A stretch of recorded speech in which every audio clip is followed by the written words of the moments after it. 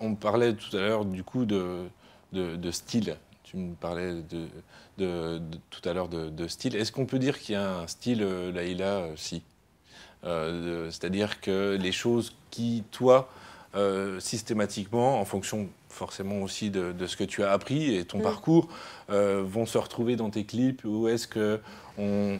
Je sais pas, parce qu'avec Kerry, on a maintenant, limite, on parle plus, quoi. On est connectés, je veux dire. Non, mais c'est vrai. Paf. Non, c'est vrai, on a vraiment un truc, déjà, je le remercierai jamais assez de me donner cette confiance. Je pense que le style, c'est les gens qui vont le voir. Moi, je suis en aucun cas capable, je suis en doute. Moi, j'arrive sur un plateau, je dis à tout le monde, avant même de commencer, je suis désolée, je suis désolée.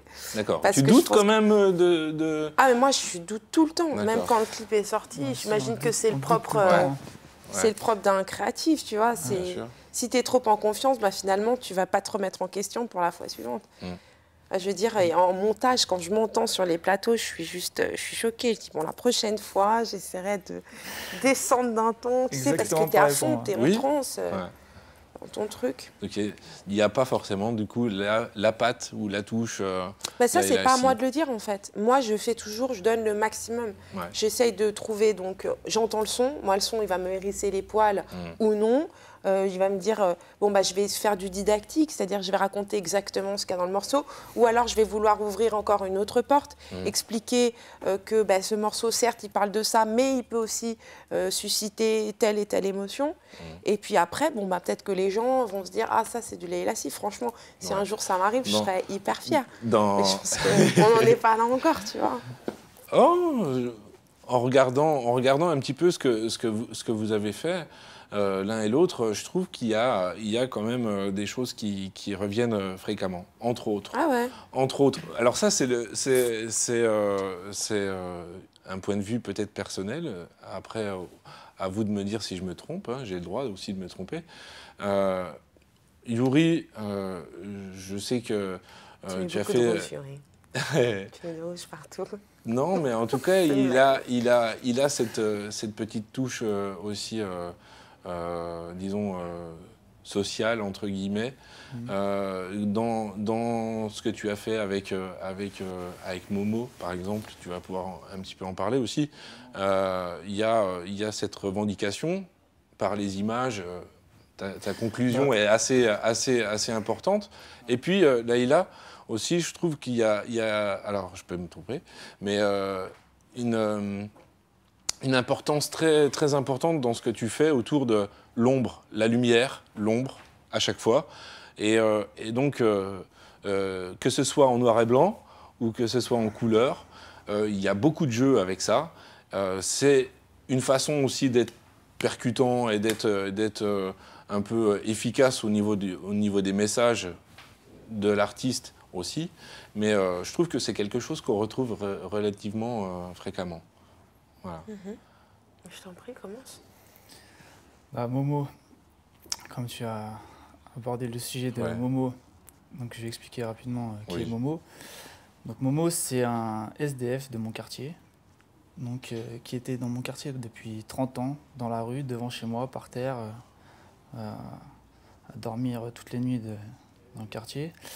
Et j'ai fait un film sur lui, un portrait de lui, donc un docu-fiction de 5 minutes. Donc sur le thème, parce que je devais participer à un festival qui s'appelle Festival international de Gennevilliers. Donc le thème était les préjugés et les stéréotypes. Donc j'ai fait le film sur Momo et on a gagné prix du jury, prix du public grâce au film. Et ce film, c'est ma plus grande fierté jusqu'ici. J'ai fait d'autres trucs avec des gens connus, des choses dont on pourrait être plus fier, mais non, c'est Momo là, ma fierté, car grâce à ce film, Momo n'a plus jamais été dans la rue une seule nuit. Et c'est là que j'ai vraiment vu, d'ailleurs, quand j'ai regardé dans l'œilleton de la caméra, j'ai vu que je pouvais jouer des choses que personne ne voyait et que je pouvais avoir une force grâce à ça pour m'exprimer. Et grâce à Momo, j'ai vraiment eu cette confirmation comme quoi on a une arme dans les mains qui est très forte, qui peut bouger les gens, les faire réfléchir et ça c'est fort. C'est fort. Sûr. Parce que moi j'avais 21 ans à l'époque, voilà, sortir une personne de la rue, c'est C'était un honneur. En plus, c'était une grande aventure humaine. Tu as pu goûter au pouvoir de l'image aussi. Au pouvoir de l'image et même la relation qu'on a eue avec Momo, quoi. C'est quelqu'un que j'aurais jamais rencontré sans ma caméra, quoi. Jamais, je lui disais bonjour quand je le voyais, mais jamais je pensais qu'il aurait un apportement un jour grâce à moi ou grâce à un film. Tout ça parce que à travers une caméra, quoi. Un film, c'est fort, quoi.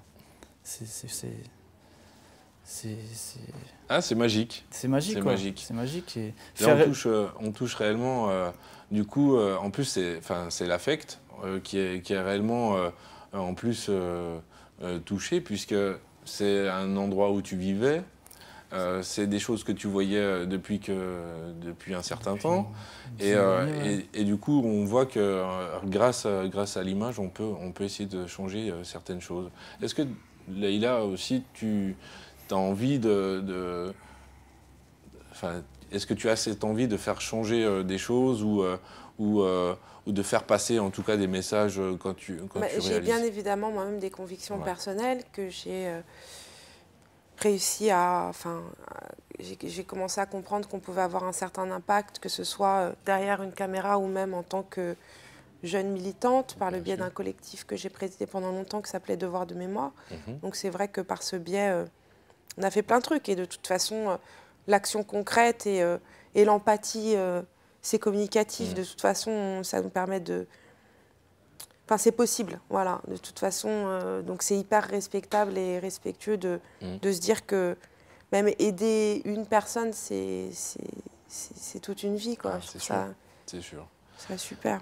Donc, bien évidemment, moi, je dirais que dans mes clips, je soutiens un propos. Je soutiens le propos de l'artiste, je soutiens le propos de Kerry James. Certes, j'essaye de passer des messages. Par exemple, quand je lui ai proposé pour le retour du rap français de faire cette espèce de bond dans le futur, dans une société où le rap bling-bling avait pris un petit peu le dessus, qu'on était obligé de rapper sur une scène à un grillage pour ne pas être finalement confronté à la haine du public. C'est vrai qu'il m'a suivi, il m'a dit « vas-y, on y va ». Pour moi, c'était aussi une prise de parti pour dire aux mecs les mecs, réveillez-vous, il n'y a pas que... Je veux dire, c'est un moyen d'expression qui permet aussi de dire plein de choses, qui permet aussi de représenter une partie, malheureusement, de la société qui est en ce moment... qui n'est pas représentée et qui est... Et c'est là, justement, où on retrouve aussi cette présence, en tout cas, de l'ombre et de la lumière. Là, l'ombre et la lumière, je suis d'accord avec toi, je n'y avais pas pensé. De toute façon, pour moi, une image, c'est la lumière. Donc après, effectivement, la lumière, il y a une ombre portée, toujours, en l'occurrence. Je dirais qu'en chaque personne, en chacun d'entre nous, il y a un côté, une part de lumière et une part sombre, comme il a pu on peut le découvrir. Donc, oui, ça me paraît une analyse plutôt logique. Après, je ne me demande pas de l'expliquer parce que ce n'est pas un truc que j'explique. C'est sûr que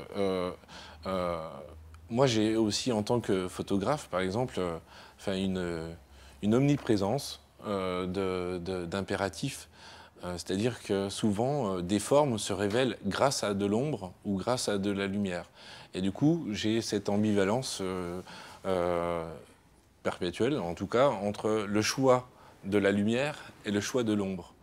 Et souvent, ça se retrouve dans tes images. C'est pour ça que je voulais essayer je ne vais pas non plus cacher que je suis une esthète, quoi. Moi, j'aime bien ce qui claque et ce qui est beau, quoi. Voilà. Donc, des fois, peut-être un tout petit peu trop. Voilà. On apprend toujours, tu vois. Mais moi, j'aime bien quand ça claque, quoi. On va bientôt conclure. J'ai quelque chose en tête aussi, je ne peux pas m'empêcher de poser la question.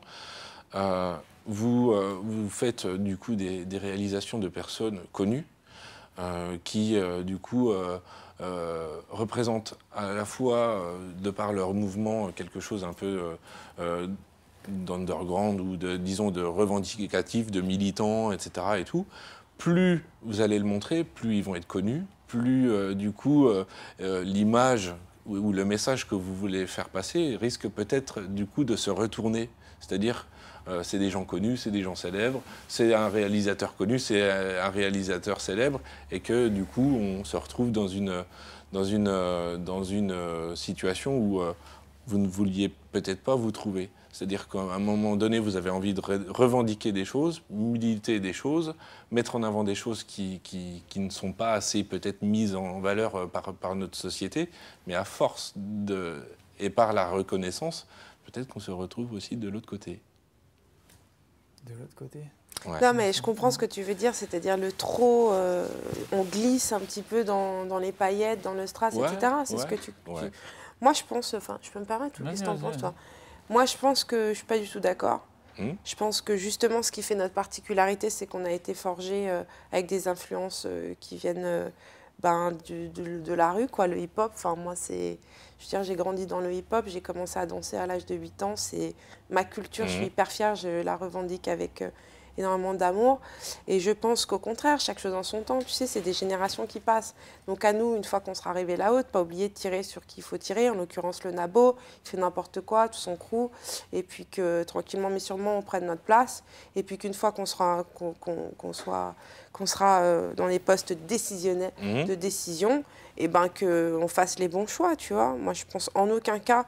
C'est une érosion, tu sais, le pouvoir et l'argent. Fidèle à ses principes. Ouais, le pouvoir et l'argent, très vite, tu sais, ça te fait passer dans d'autres sphères, dans d'autres ambiances, puis tu deviens de plus en plus égoïste.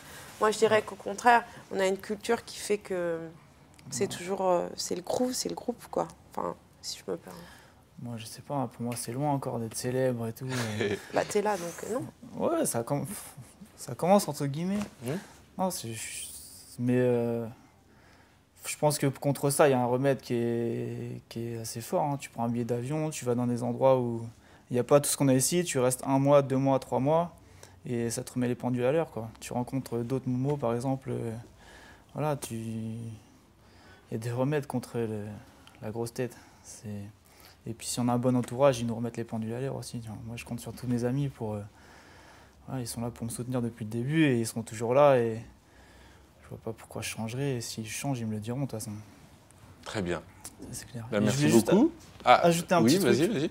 C'est que concernant Momo encore, malheureusement on l'a aidé, et malheureusement il est décédé 1 an après le film. Donc je voudrais lui rendre hommage encore une fois aujourd'hui et penser à lui qui est là-haut.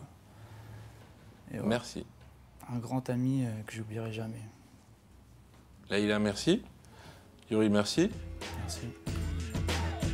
On se donne rendez-vous donc pour une prochaine émission.